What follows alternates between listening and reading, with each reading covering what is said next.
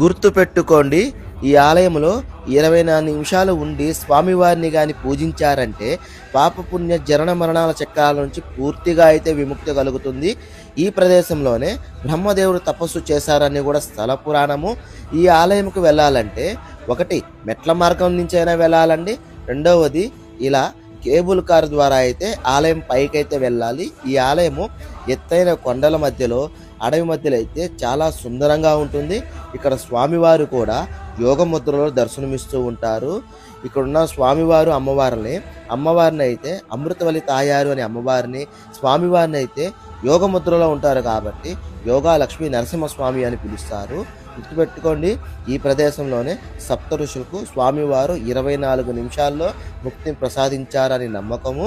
అంతేకాదండి, విశ్వామిత్ర మహర్షి వారు ఈ ప్రదేశంలోనే బ్రహ్మతత్వం పొందారని నమ్మకం. పూర్తి సమాచారం కోసం ఛానల్ని సబ్స్క్రైబ్ చేయండి.